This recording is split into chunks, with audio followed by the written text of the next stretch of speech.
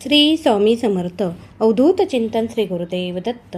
प्रत्येक जणांची कोणत्या ना कोणत्या देवावर अत्यंत भक्ती असते आणि त्या भक्तीनेच आपण त्या देवाची सेवा करत असतो, पूजा करत असतो. स्वामी महाराजांची पूजा सेवा करत असताना आपल्याला कोणत्या गोष्टी टाळावयाच्या आहेत किंवा कोणत्या गोष्टी अजिबात करायच्या नाहीत याविषयीची माहिती मी तुम्हाला ह्या व्हिडिओमध्ये सांगणार आहे.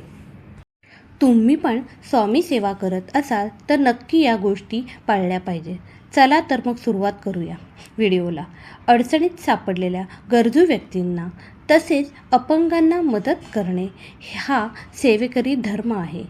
आपल्याकडून जी पण काही मदत होत असते ती स्वामीच आपल्याकडून करून घेत असतात.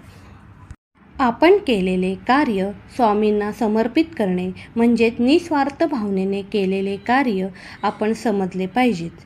आपण गरजूंना केलेल्या मदतीचा उल्लेख करणे अथवा ज्याला सहकार्य केले त्यांच्याकडून स्वतःची स्तुती किंवा आपण एखाद्यावर फार मोठे उपकार केले आहे असे समजून घेणे म्हणजे स्वतःतील अहंकार वाढवण्याचे लक्षण होय. जो स्वतःला सेवेकरी मानतो तो कधीही कळत नकळत दुसऱ्याचे मन दुखावणार नाही अशा गोष्टी तो करत असतो. स्वतः त्रास सहन करून दुसऱ्याच्या चेहऱ्यावर हसू फुलवण्याचे काम सेवेकरी करतो. कधीही कोणाला खाऊ घातलेले अथवा आर्थिक मदत केलेले वारंवार काढणे म्हणजे स्वतःच्या संपत्तीचा अहंकार आला आहे असे समजावे. कोणाचीही मस्ती करणे, कमी समजणे, त्याची निंदा नालिस्ती करणे, सतत नाव ठेवणे, टाकून पाडून बोलणे हे सेवेकऱ्याचे लक्षण नसतात.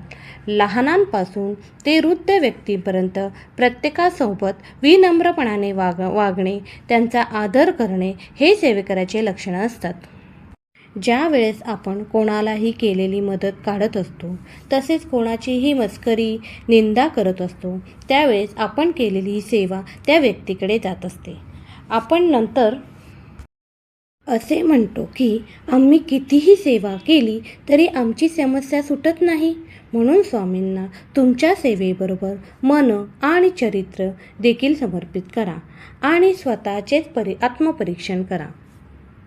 प्रत्येक नाण्याला दोन बाजू असतात म्हणून कोणाबद्दलही खरी परिस्थिती न जाणता आपले चुकीचे मत, गैरसमज आपण स्वतःच्या मनात निर्माण करू नये. त्यामुळे आपण सतत द्वेषाच्या अग्नीत जळत असतो. त्याचा मानसिक तसेच शारीरिक स्वतःला त्रास करून घ्यावा लागतो. आपण एकच गोष्ट लक्षात ठेवावी, आपल्या पण अडचणीच्या काळात कधीतरी आपल्याला कोणीतरी मदत केली आहे आणि ती स्वामींमुळेच आपल्याला प्राप्त झाली आहे. म्हणूनच आज आपण दुसऱ्या कोणाला तरी मदत करण्याच्या परिस्थितीत आहोत हे समजावे.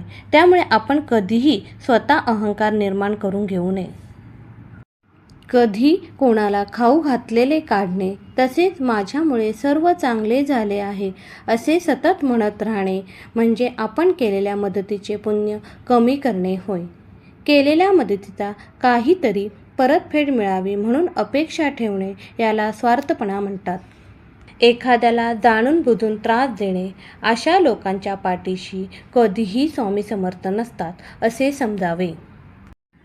म्हणून करता आणि करविता तूची एक समर्था, माझ्या ठाई वार्ता मीपणाची नसेची याप्रमाणे जीवन जगावे तेव्हा स्वामी कृपा होते. श्री स्वामी समर्थ.